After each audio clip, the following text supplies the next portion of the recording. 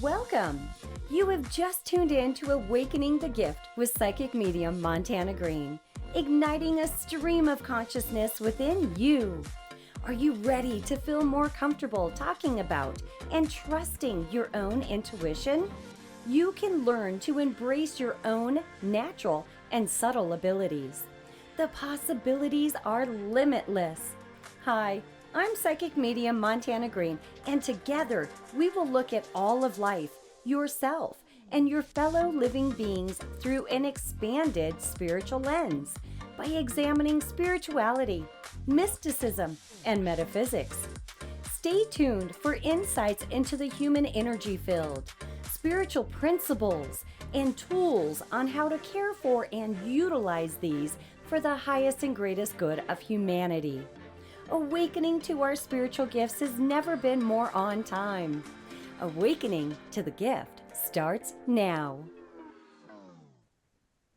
Hello, everyone. I'm psychic medium Montana Greene, and you are listening to Awakening the Gift on Transformation Talk Radio. Stay with us for the next hour as we ignite a stream of consciousness in you.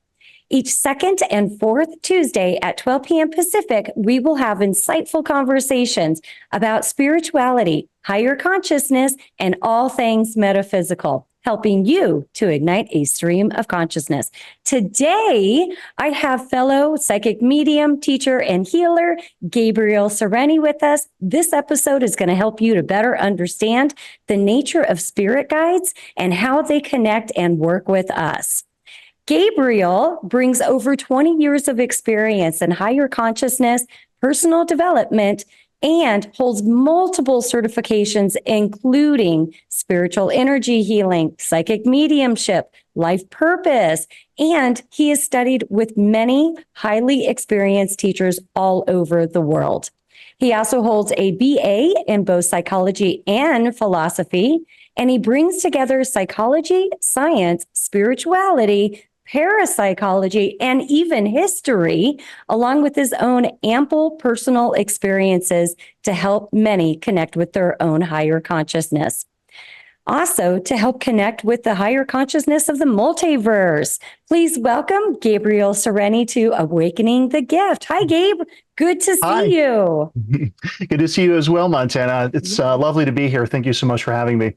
Yes, I'm so glad that you were able to fit that into your schedule. Summertime is always kind of a crazy time for everyone, but you have got so many credentials, great experience behind you. And I'm so curious, most of us that get into this field have some kind of life-changing experience, or we've had a yearning for this, for many, many years. I have to ask, what got you into spirituality? All right. So there's a long story behind that, but essentially I got in at a fairly young age. I was a teenager, and I think what kind of really began things for me was I was kind of wondering what the point of everything was. Like, why am I here? Kind of having these sort of existential questions. I think deep thoughts for a young age. Yeah. Yes. And I had some of these thoughts even before I was a teenager, but there was kind of this increasing sense of, I think there's got to be something more here, and there's got to be something more for me to do here. And so that kind of led me to kind of explore the world beyond just, normally what we're shown or given, in terms of, hey, just, go get an education or go get a job, etc. Go do this. I began to kind of explore spiritual topics. I found yoga that kind of opened my mind, and yogic philosophy. And then from there, it just kind of developed. I began exploring a lot of different topics. And then I began to I had experiences since I was young, since I was a child, which I'm happy to talk about. But I began to have an increasing number of experiences, and that began to accelerate the moment I started to engage it consciously. And that was, really around my late teens. Was when I started doing meditation and, things like that. So, and then that made me kind of realize that was probably for me kind of a process of spiritual awakening, because I kind of realized, wow, there's much more here to reality than I realized. And there's so much more to explore and to learn. And so it was like everything kind of got blown wide open, from that point. And so that was really probably maybe the core beginning of my journey. And then since then, I've had a lot of developments and things kind of happen to me unexpected or, just bring me to different directions. So, yeah. Yeah, that's interesting. You and I have some similarities in the timeline in that, this erupted in childhood for apparently both of us, but also finding meditation in those teenage years. So Yes. it's not a common thing. Most people are not gravitating towards that. They're looking more at their driver's license and school dances and things like that. What was it that got you into it? For me, I came across a book. I came across a book in a bookstore and I was like, wow, this whole higher consciousness thing was something that I wanted to know so much more about. So I was in high school sitting around meditating, trying to connect with something greater than myself too. But what was it for you that brought you to meditation? Yeah, there was a couple of things, I think. The first thing was when I discovered yoga, and to my recollection, I think this is around 15, 16. I remember, and I'm pretty sure it was a book by Swami Sivananda, who kind of included things that we normally would describe maybe as being hatha yoga now, like in terms of, let's say, the postures and all that kind of stuff, and the exercises, right, that people tend to do at like yoga studios. But in that book, he had also the sort of the philosophy behind it. And I remember he was talking about the concept of like evolution from sort of like a spiritual perspective. And I remember when I hit that, something changed inside of me. It was like, this is why I'm here. Like, it's like to study this, to do this, to help other people with this.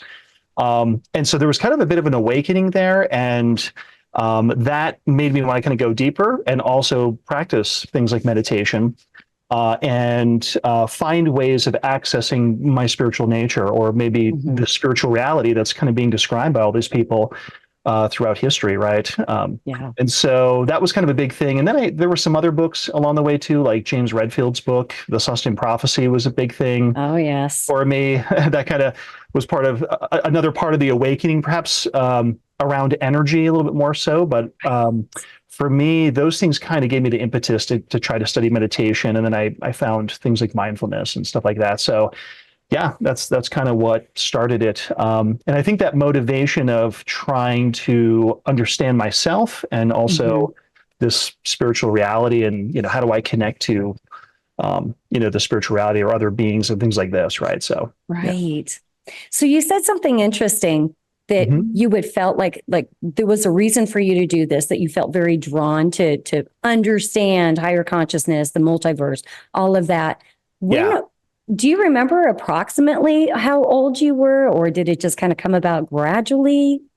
Yeah, so that experience I was detailing before, or sharing before, I think I was about 16 when that happened, either 15 or 16. I'll have to ask my spouse, who might remember since I've known her for a very long time. That's so great. That's so awesome to have a life partner that knows you so well. It's interesting. Typically, when we have those people in our lives, and not to get too far off track, but when we meet up with somebody so early in life and that link is there and that familiarity is there, would you agree? I've always thought of that as that's our soul group person. They're, we have a very strong relation with them on the other side, even though technically it's not truly the other side, but that's what it's kind of commonly called. But yes, I would totally agree with you on that. Absolutely. Yeah, and that's another interesting topic, right? We could kind of go, but so she might be able to kind of verify this, but I think for me it was around that age. But I think when I think about it, Montana, I think it probably was a gradual process, sort of with some of these kind of spikes of either awareness or experiences that were kind of feeding my journey, and because I wanted to have kind of a sense of connection or purpose, I began to discover things that seemed to be bringing me closer to that. And then I had these experiences that were bringing me closer. And then I found these practices, right? Things like meditation. So it kind of increased from there, I would say, because it wasn't very clear to me too, like, well, how do I implement like evolution? Like, how do I help people with this? How do I know this? What do I do with it now? Yeah, exactly. Yeah. So, so each of those things was kind of pushing me along, my own path, I think, and caused me to kind of go deeper and deeper in my exploration and experiences. Yeah.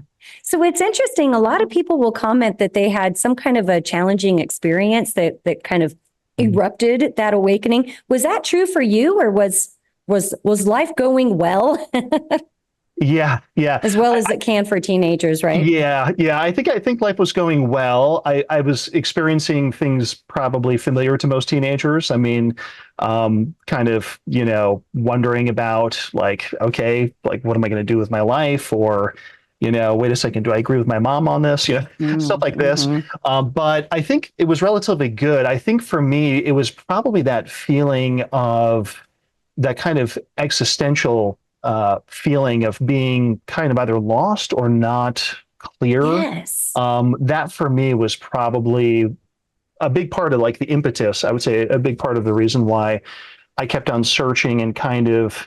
I also kind of felt just different from other people, and I I was didn't going to ask you know the how to same thing explain there. that. Mm-hmm. Yeah, I couldn't really. There were certain things I couldn't relate to. Yeah. I had no interest in some of the things that maybe a lot of teenagers might. I just seem to be different and trying to understand like why is that, or what is it I'm looking for then, like what really interests me, right? So those kinds of thoughts and things were pushing me along. Yeah, that's interesting. I felt very much the same way. And I've noticed that there's kind of a repeated theme with most of us that are in this field is feeling a little bit different in childhood, feeling like you were still able to blend in and move about society and all of that. But like Yeah. in the core of you, not quite feeling the same as everyone else and knowing that you were Yes. interested in different things. So I have to ask you, what about your environment? Were you in a home environment or just your, societal environment that supported any of this, or did you feel like you needed to keep it to yourself? So I think I was in an environment, I was in a home essentially where I was living with my mom. My father didn't live with me at the time.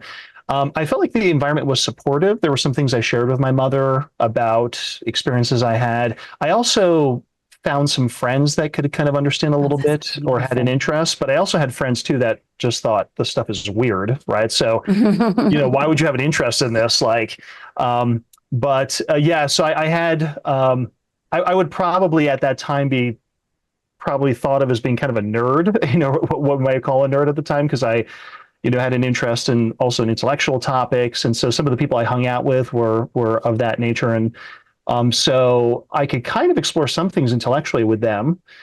So I felt like I had some support, but not to the degree that I felt later on when I was able to meet other people that were more, deeply in this kind of area or had an interest in transformation and spiritual growth. Yeah. It wasn't until later on. And that was actually really my college years. That's where that really happened. In the high school years, it was more challenging. I kept a number of things to myself. Supportive, but maybe not the most flourishing environment. But yeah. Yeah. you know. So you also teach a class on the history of psychic phenomena, or how would you call that? What would you call that class that you teach? Because you were just talking about Yes. your intellectual interest around things. And I know you're a very intellectual person. Gabriel's very intelligent. But what got you into the history, researching the history of psychic phenomena and psychics? Yeah, that's a great question. So this came much later on. I've always had kind of an intellectual interest in the space, which I would probably describe as being an interest in understanding different kinds of spiritual ideas, understanding the interaction between science and spirituality. Had science actually investigated this area, and was there anything that science could tell us about this area? And I think that part of that came about just from natural curiosity. Part of it was because I really had a respect for science and had an interest in science that I also call in philosophy, which I cultivated, especially in my college years, where I kind of focused in philosophy of science, actually kind of going deep into things like scientific methodology. And I just thought it was incredible and just really beautiful what had been kind of created in such a powerful thing. So my interest in trying to figure out, well, but then at the same time, I'm having these experiences, which it seems like science doesn't seem to, a lot of scientists don't seem to acknowledge, or the field itself doesn't acknowledge, or there's this kind of rampant skepticism about these things. And so it kind of came about from that interest. So this was many, many years later, just from reading books. I'd always had an interest in the historical aspects of these kinds of experiences, and it began to deepen my interest in that. And then I believe this might have been, I'm trying to remember, back to when this happens, and I'd have to probably check my notes.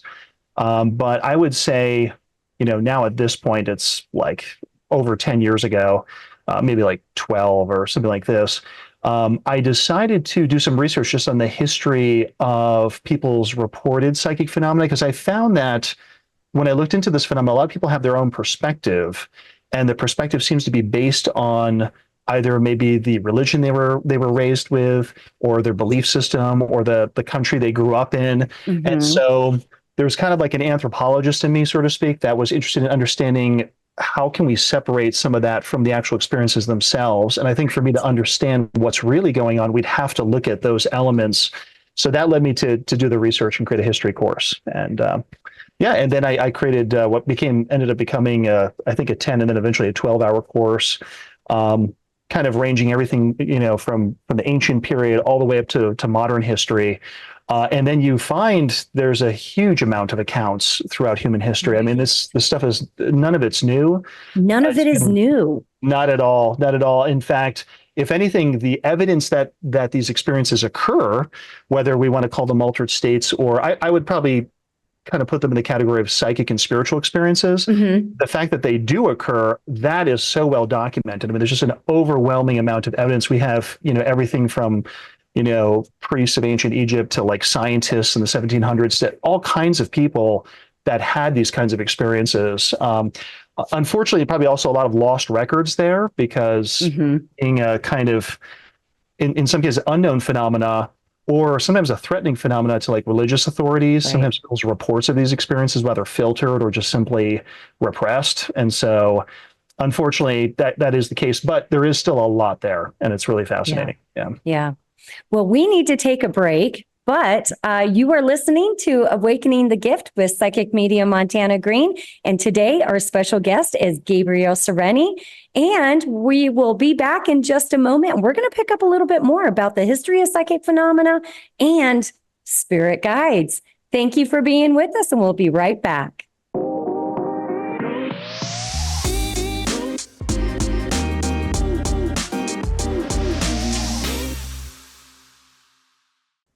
We're back on Awakening the Gift with me, psychic medium Montana Greene. Today's special guest is Gabriel Sereni, teacher, medium, and healer, sharing his insights about the helpers in spirit form known as spirit guides. But before we continue, Gabriel, I want to make sure that our listeners know how to contact you. Would you mind sharing your information with them? Sure. So I have a website.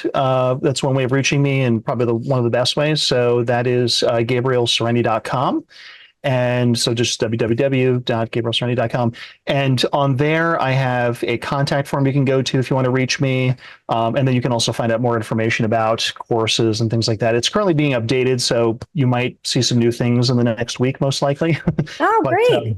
Yeah. So that's one of the best ways. And the other thing is I have an email address you can reach me at, which is just at GabrielSereni.com. Fantastic. And if you want to reach out to me, you can do so at whisperingleafpsychic.com. All righty. So we were just talking about, before we went on break, a little bit about your interest in compiling the history and the anthropology around psychic phenomena. Were you surprised to find as much data as you came across? I was. And I think one thing that was surprising to me was that I didn't really see much reference to this history in, let's say, I don't know, the books I would purchase at, let's say, the New Age section of Barnes and Noble, or, some of the popular literature out there at the time. And also on the internet, you do see some of these things on the internet now for sure, especially as time has gone on. But there's also a lot there that is not mentioned or discussed, or people are just unaware of. And so you can get into this space, and you could even be a teacher, or let's say a professional psychic medium, or a healer, or something along those lines, and just actually have very little knowledge about the historical or anthropological aspects of the phenomena that we work with, on a daily basis.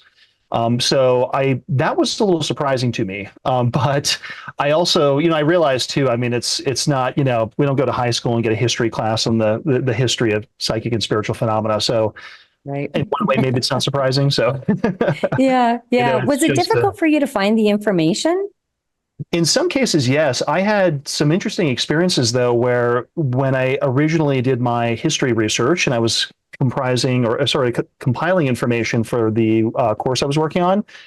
At first I had some difficulty, but I would find books referenced in other books. So that was one way that I would kind of find information. So you'd have someone, let's just say from 1920, referencing a book from like 1880, and then I would go and find that book.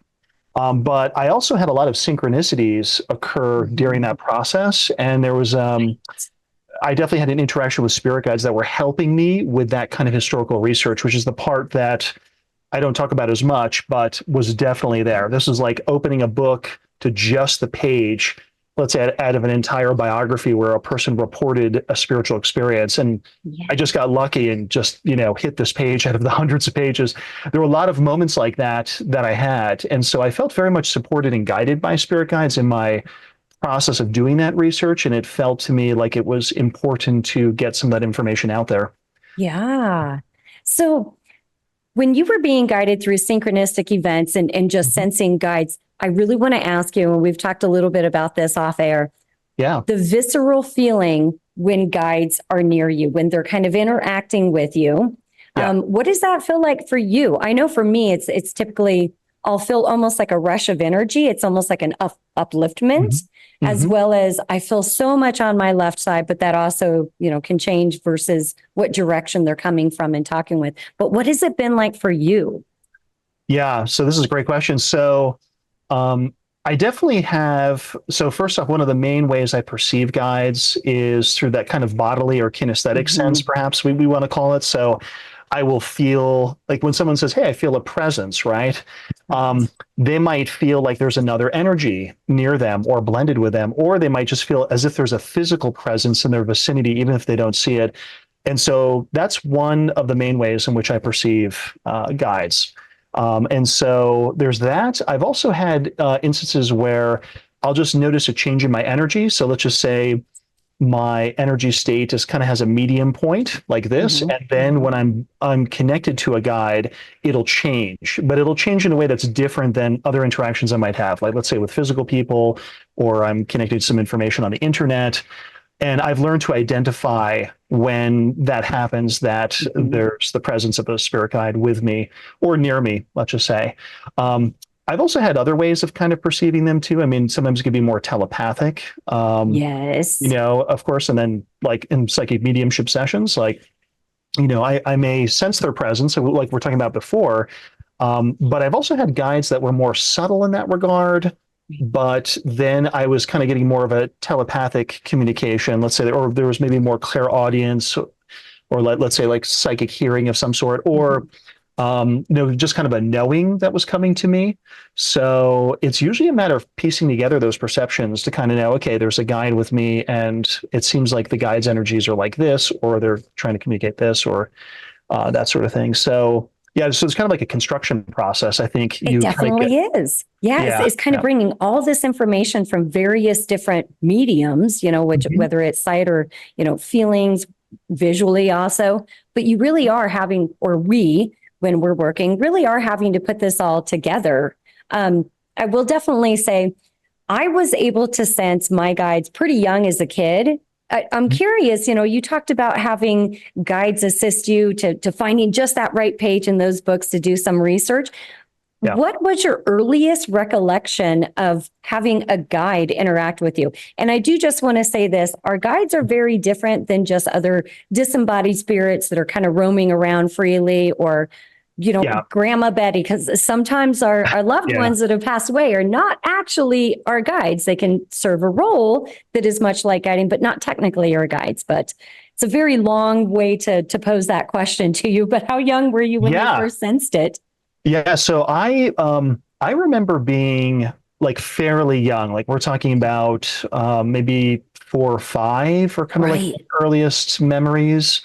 And actually, the way that I perceived it then, Montana, is interesting because I, not really knowing, I don't really think I had any kind of concept about spirit guides, and certainly my parents didn't talk to me about it, or I don't remember that. But I had some moments with clairvoyance where I would like look into the eyes of an adult, and it felt like I was kind of like peering into their soul, and I made some adults uncomfortable with this, which caused me to kind of close it off.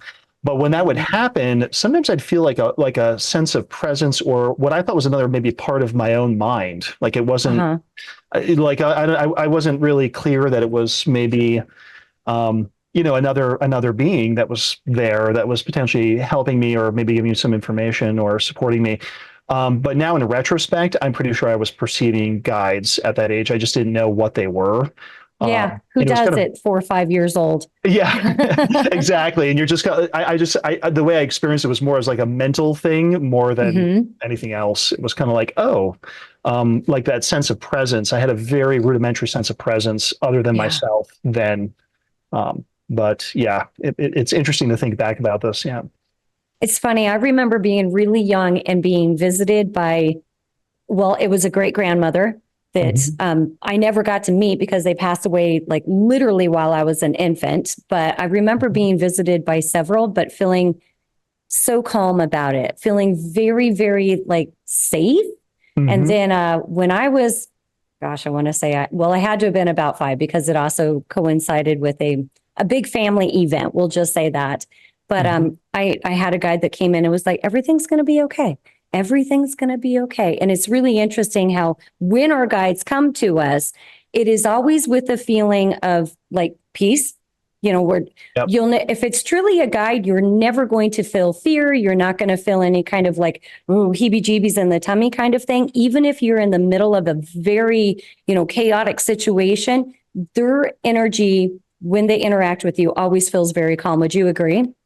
Absolutely. Absolutely. And usually like the emotional baseline of their energy is usually calmer than Yeah. maybe our baseline or like, the average person going about their day The to day. average person for sure. Absolutely. Absolutely. And that's one of the cues to me that this is a guide coming through, or this is someone who's of a higher frequency who might want to use those Hmm. words, Hmm. rather than it's just like, somebody wandering who had just crossed over and they're just like, hey, uh, Yeah. you seem to be a medium. Can I talk to you or something? And so, yeah, so that I would definitely agree with you on that. Yeah. I did want to share one quick thing too. There was an experience I had when I was younger where I remember walking on a path, and I don't know if I was warned by a guide, but I had this immediate sense if I went by this bush that was to the left, that something bad was going to happen. And then I went by the bush and a bee came out and stung me and actually left a mark on my finger that I've had my whole life. And that was kind of, I don't know if that was intuition or higher guidance, but that distinctly at that age, and I think this is around, again, 5 or 6, for me felt different. Like it felt like oh, this is not my normal mental voice. This is, or Right. feeling. There's like something else about it, right? That feels different than my norm. And so, yeah, that was another early experience where could have been an interaction with a guide. I'm not really sure. Probably my intuition is my guess, but Hmm. Hmm. or precognition. I don't know. Right. Yeah. There's a whole myriad of options there, right? So, Yes. Yes. yeah. I like that you also brought up something that should be interesting to listeners here too, is that our intuition and interactions with guides, although very much related, slightly different there. Not Hmm. quite, not one and the same. Yes, yes, exactly. And there have been people, in history that have reported interactions with guides or just, let's say, with spirits of some sort, where it's more visual, sometimes it's more Mhm. auditory, right? Sometimes it's more through like what we call synchronicity today, right? So, yeah, it definitely is not the same for everybody. And I think that's important. Like if you're trying to connect with them, you want to kind of be aware that there might be some perceptual channels by which you're going to Right. perceive a guide, but maybe on others where it's either fuzzy or just not possible, for Hmm. at the moment anyway. Right. Yeah. But basically, everyone has guides that accompany them throughout this lifetime, whether Mhm. it truly is, very evolved beings that come in to help specifically for a research project or ones that Mhm. are sticking with us for our entire lives. Do you want to talk just a little bit about that? Or basically, Yeah. how we can have guides that come in for specific reasons and then leave, but we have Mhm. our core guides that are consistently with us throughout our life.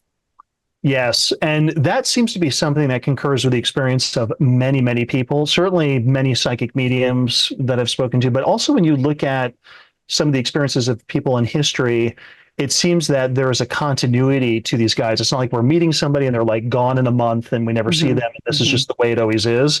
It seems like in many cases, people have an experience, right, of having a guide that is with them over the course of their entire life, or at least for a long period of time in some cases. And so I think it might depend on the person, the nature of the work they do, maybe the agreements they had potentially before they were born. So there's a lot of different theories around some of that, but yeah, I would say from my own direct experience, both as a psychic medium and somebody who was also in the astral projection space for a very long time and still am, but I would say that there are definitely guides that come through to help us for specific tasks or maybe for specific reasons, and sometimes they come and go. And I think as psychic mediums, we also interact with guides that might be connected to the people that we're doing readings for. Yeah. That might connect also with our own guides, but we may not see them ever again. I remember a healing experience I did because I do see healing clients. And there was a spirit guide that came through during this healing session, which I had never seen ever again. This is an example of an instance where they're coming for something very technical. And the guy just came in, essentially did something with energy that kind of went around this person's heart chakra and removed some kind of emotional armoring. And then the client, the lady who was on the table with me, just began bursting into tears. Like it, and I saw this thing being kind of removed out of her auric field. It's like he just, and I had a sense of like kind of a masculine energy with this guide, but he kind of came, he did this, and then just took off and left. It was like, okay, well, that it's like having a specialist doctor just come in for a moment. But then there's other situations, right, where there's been guides that I've worked with over many, many years, like some of the guides around the history research. The moment I re-engage with that topic, they will show back up. Yes. So yeah. So it's there's a kind of a combination there. I've noticed the same thing with certain guides that I was working with, just on like personal matters too. Not even necessarily like work around research, just very internal. But when I had a similar situation that kind of had that same tone to it, they were right back there. They were right back. And then once I was kind of over that, they were, I assume, off to somebody else. But yeah. They really truly are friends. I mean, they're friends that will come into your life, leave, return. But just like what you said, I've definitely experienced that, where you'll see an energy or a being that's here specifically for this one thing. They're very precise and they're just in and out. Yes, exactly. And I think, we could think about that aspect too, that they're in their own process, right, of personal growth and transformation and expanding and whatnot. So we are part of that process with them. They're not like just static beings who have, some people have the perspective that some people have just like stopped evolving and then they're helping us. And we could talk about that topic. But I think a lot of the beings, from what I can tell, most, maybe if not all, are in some kind of process of growth. And so sometimes they're also studying us, or they're learning by working with us. It's interesting. It's kind of a two-way street there. I've always joked around that we're kind of like a group project. Our guides and us, we have this sort of agenda in our lives, and we're sort of like a group project. Everybody is contributing to it. And it's it's good to remember that they also are not static. They are also growing. They're also earning their stripes in some ways too. But the topic of guides are just amazing. Yeah. And I think it's a great way of putting it, Montana, the way you just said that too, is kind of a group project, because I do feel the same way about a lot of it when I kind of think about it, or my experiences. And there's a lot there, right? There's just like we develop relationships with people in the physical world, we can develop relationships with guides, and we can do things to deepen those relationships, or work with them more frequently, or connect with them more frequently. And it's just like developing a relationship here, even though some of the dynamics are going to be different, obviously. But yeah. Well, we've got to take a break, and I am Montana Greene, and you're listening to Awakening the Gift, igniting a stream of consciousness in you. And we've got special guest Gabriel Sereni with us today. And when we come back, we're going to talk a little bit more about building that relationship with our spirit guides. So stay tuned. We'll be right back.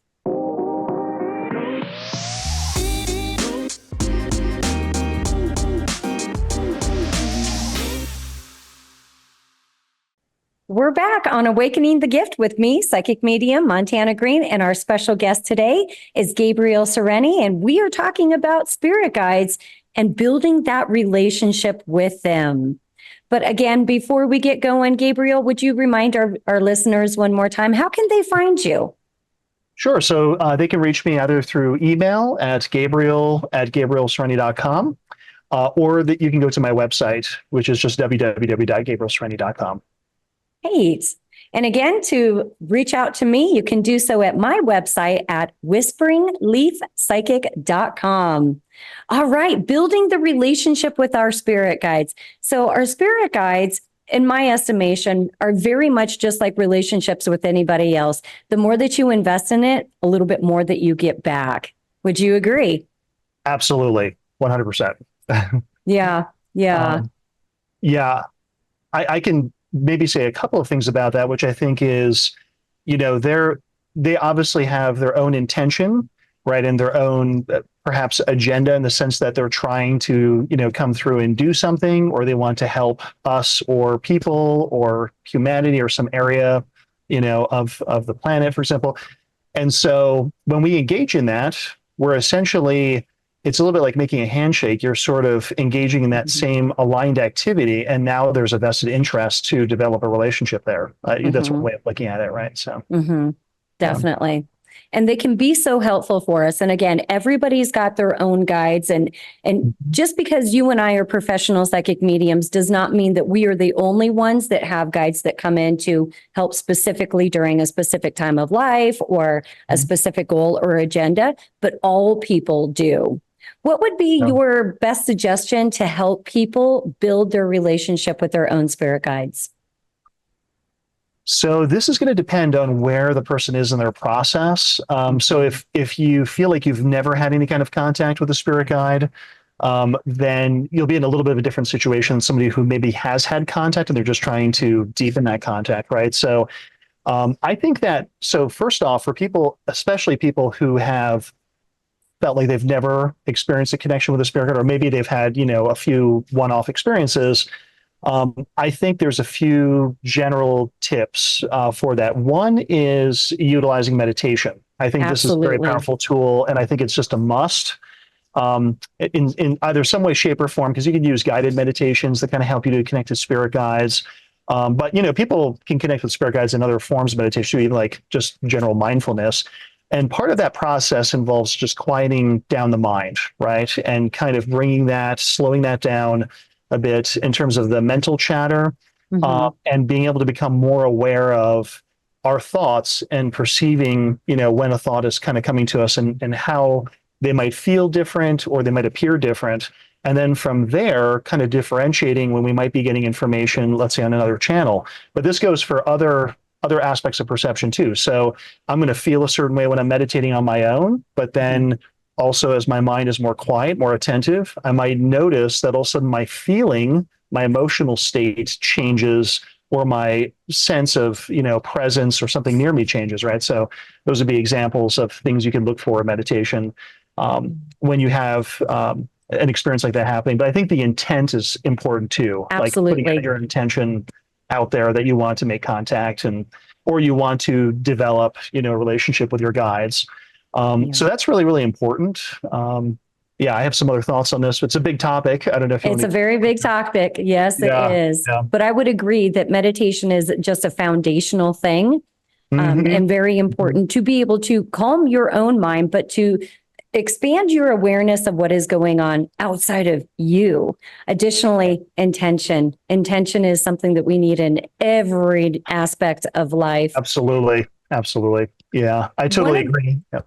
Yeah, one of the things that I do, and was doing this very young too, when I wanted guides, because again, I had read this book and I'm like, oh, this is a thing. I want to do this too. So I made sure to intend that I was calling to me only the highest frequency and highest vibrations of light and love, and that had my highest and greatest good at heart and mind, and was in alignment with the divine creator's will. Because if you're just sitting there meditating, going, I want some guidance.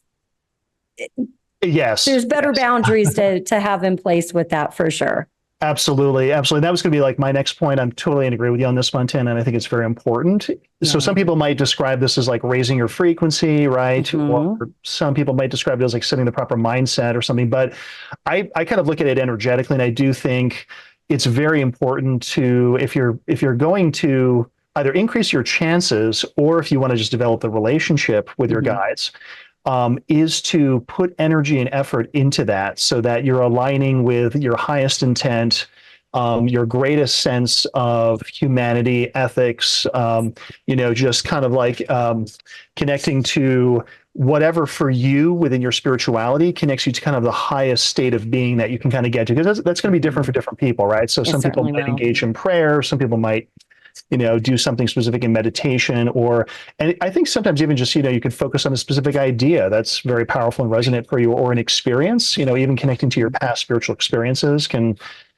shift your frequency and kind of get you more resonant with guides. So yeah, a lot of those things are really, really important. Yeah. And yeah. I like what you said about even connecting with your past spiritual experiences, because once you've achieved that energetic level or that frequency, it's much easier to go back to. So thank you for Yeah. sharing that. That's a really important little tip to leave people with, for Yeah, yeah, sure. absolutely, absolutely. I use my past experiences on a pretty regular basis, Yeah. depending on what I want to connect with or evoke, and depending on what happened in that experience, right? So, and you can do this with all kinds of spiritual experiences. Yeah. Right. So true. And I just want to clarify one thing for listeners. Earlier, you were mentioning people may be perceiving through a different channel. So when you were talking about that, you meant, clairaudience, claircognition, clairvoyance. So in that context of Yeah. channel. Yeah, Yes. exactly, exactly. So, and I'll assume probably most people listening right now are familiar with like the clairs, like the Mhm. ones you just mentioned. But really, at its essence, we're looking at different forms of perception, right, in regards to psychic phenomena that allow us to apprehend information or to kind of perceive something outside of our normal senses. And so people are going to have different ways of doing that. Mhm. And some people have had relationships with their guides for decades that are predominantly auditory in nature, where they're hearing a voice or maybe sending a thought back and then hearing the voice respond. But there's usually like other elements. Usually, I think most people probably have at least a couple that come into play. And I feel like a lot of them can be expanded and developed, Mhm. whether we're developing clairvoyance, whether we're developing our kinesthetic or bodily sense of presence around that, or energetic perception around guides. Yeah, all of these things can be developed further, Mhm. but we tend to have natural ones, that kind Right, right. Ones that we're just better of, at and more comfortable with. Have you worked very absolutely. much with the transpersonal channels? Kind of that little line sort of running parallel to the spine there. Yeah, yeah, Yeah, that's an interesting feeling, isn't it? it is. It is. Yeah, yeah, absolutely. Um, that kind of connects me too I've had a lot of experiences with individual chakras or just my energy system around guides, kind of depending on who the Mhm. guide is and what they're doing. Right. And so, yeah, absolutely. And I think a lot of people probably have had like experiences where they didn't recognize there was a guide with them simply because there's, as we know, with like things like social media in the current day and Mhm. age, we kind of have this like multi-front assault on getting our attention, right? And so there's a lot of money to be made from that. Yeah. And so, just in the current era, there's so much information and distraction and things like that. So it can be easy to not notice when a guide is actually connected with you, because sometimes their perceptions will be more subtle, and with others it might be more distinct. And that can be based on Mhm. how far away it ranges from your baseline, and the Right. different aspects, and then the nature of that guide. Yeah. So yeah, there's a lot of factors that kind of go into that mix that ultimately determine whether you're perceiving one or not. And then of Yeah. course your own mental confidence in what your perceptions are and your interpretation of them, of course. Yeah. Yes. Yes. Having some faith in your own abilities is huge. Definitely huge. Yes, absolutely. You got to be open to it. You've got to be, and I think I tell people too, it's important to reality test as well. I mean, you can have experiences where you don't really know what happened, but it's like, oh, there was Mhm. something unusual there. That's okay. You can just have that as a reference and then move on to the next experience, and then you kind of build a sort of a data set or a collection of experiences that inform the next ones coming up. And I've had that happen through a variety of channels of my own development, like whether I was developing clairvoyance or developing something like astral projection. Yeah, they all Yeah. kind of use that as a mechanism. So I want to talk about one other thing before we get ready to close here. And it's the age-old question of, what are my guides' names? I get a lot of that. And I just want to kind of talk with you a little bit about this. One of the things that I've experienced an awful lot is guides that don't necessarily care what you call Yes. them, so long as Yes. you like assign a name and then you both agree on it and you keep that consistent. I've had guides come in, they were like, call me Frank, call me Arthur, Yes. because their names are not, we get very used to things being in English or whatever your native language is. But with the Yep. guides, they don't exist just in the US. They don't exist just in English speaking. And oftentimes what they actually would be referred to is more like a tonal feeling. It's very hard Yes. to explain. So has that been your experience too, that they will just say, hey, call me whatever? There's Yes. something like a Yes. little variation, because the names that they do give or the title that they give can be very, very different. And so outside of the ordinary for us, that it's easier just call him Frank.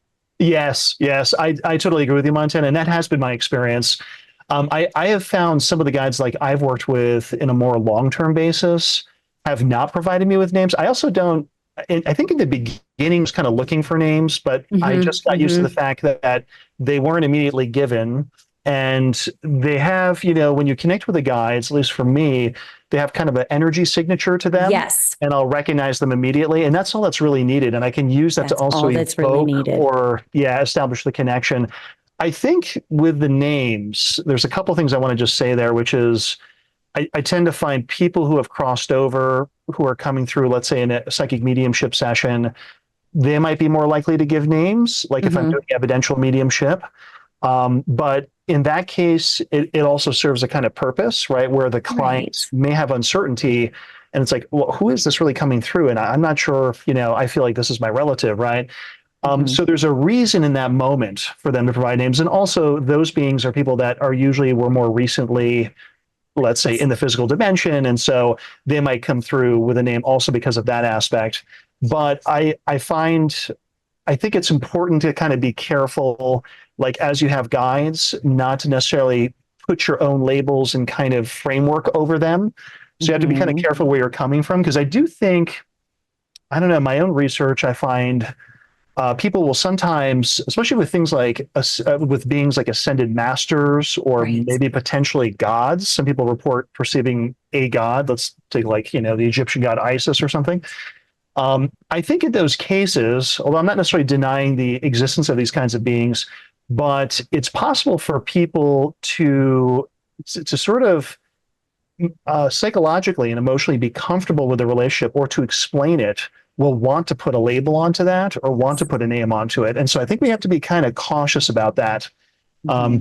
It's a little bit, it's just human nature. And when you look at this in psychology, it's definitely the case where people just like certainty. They don't like being in a place where they're interacting with a being and maybe they don't have certainty about her name. It's just, so it's understandable. It's very understandable. I think for me, I've just grown accustomed to not needing a name and the vast majority of cases. And of course, if they give me one, that's fine. But I also don't want to limit my perception of their energies when it's coming through, where now I have to, I've got to give this guy a name. Let me put this name on him because that name's going to come with energy and it comes with both the name is going to evoke energy and my intention going into the name that I'm applying to this guide. So all of a sudden it becomes it can get kind of muddled, energetically. Yeah, you start projecting onto it and therefore kind of adulterating the experience. This is a topic that you and I are very likely going to explore in future episodes. But for today, thank you so much for being on, Gabriel. And I want to thank everyone that tuned in. Yes, thank you. Thank you. And thank you so much for listening to Awakening the Gift with me, psychic medium Montana Greene, on the Transformation Talk Radio. Please join me every second and fourth Tuesday at 12 p.m. Pacific time. And next time on Awakening the Gift, I will have cosmic coach Marielle Loren here to help unwrap the gifts within the planetary energies and universal mathematics. Next time, we'll be diving deep into astrology. Thank you, everyone, for joining us. Until next time, be well.